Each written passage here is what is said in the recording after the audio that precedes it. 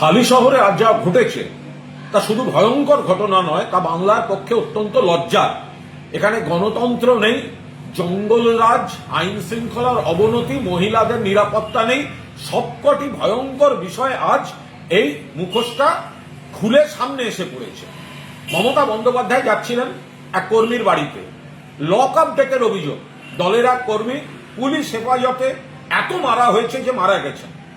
সেখানে তার স্ত্রী অভিযোগ করেছেন, প্রাক্তন মুখ্যমন্ত্রী তার সঙ্গে কথা বলেছেন।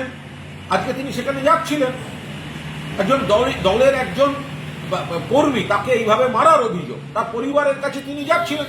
সেখানে হালি শহরে যেভাবে মমতা বন্দ্যোপাধ্যায়ের গাড়ি ঘিরে আক্রমণ এবং তাণ্ডব হয়েছে, অশ্রাব্য গালিগালাজ, বড় বড় ইট পাথর, এরম সাইজের বড় বড় ইট পাথর ছোড়া হয়েছে, মাথা ফেটে চৌচির হয়ে যেতে পারত, বড় সড়ো আঘাত, খুনের চেষ্টা হয়েছে।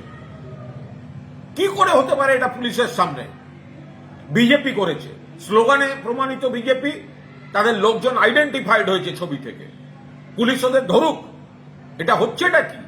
অর্থাৎ ভয় সেই মমতা বন্দ্যোপাধ্যায়কে, এসব এমএলএ এমপি জনবিচ্ছিন্ন এদেরকে নিয়ে, কয়েকটা গদ্দারকে নিয়ে যে তৃণমূলের ক্ষতি করা যাবে না, এটা বিজেপি বুঝে গেছে।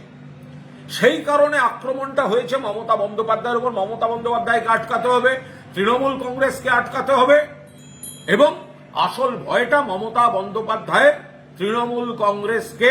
সেই কারণেই এই খুনের চেষ্টা। আমরা তীব্র নিন্দা করছি।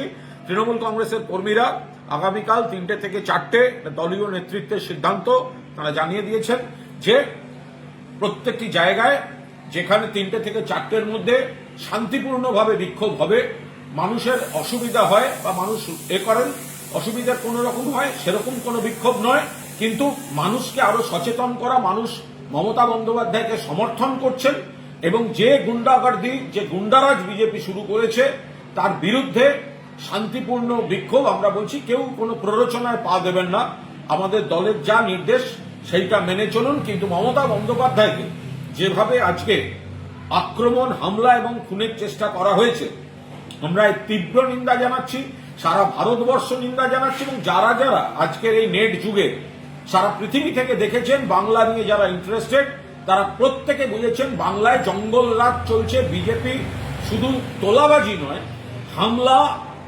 অশান্তি, প্রাণঘাতী হামলার চেষ্টা, এই সব জিনিসগুলো তারা চালিয়ে যাচ্ছে। তার সঙ্গে আরো বলবো যে তৃণমূলের দলের থেকে, তৃণমূলের প্রতীকে জেতা, মমতা বন্দ্যোপাধ্যায় ছবি দেখিয়ে জেতা যেসব গদ্দার এমপি, গদ্দার এমএলএরা এখনো এই ঘটনার নিন্দা করেননি, তাদের গায়ে বিশ্বাসঘাতকতার রক্ত আছে। আশা করি কোন কর্মী এই সমস্ত গদ্দারের পাশে থাকবেন না। তৃণমূল থেকে জিতেছেন, তৃণমূলের প্রতীকে জিতেছেন, মমতা বন্দ্যোপাধ্যায়ের প্রার্থী বলে জিতেছেন।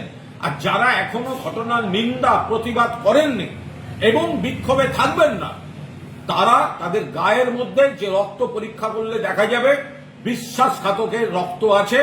আমরা তাদের বলছি, কর্মীদের বলছি, তাদের সঙ্গে যে 2-4 জন আছেন তাদেরকেও বলছি, এদের ত্রিসীমানায় আপনারা থাকবেন না।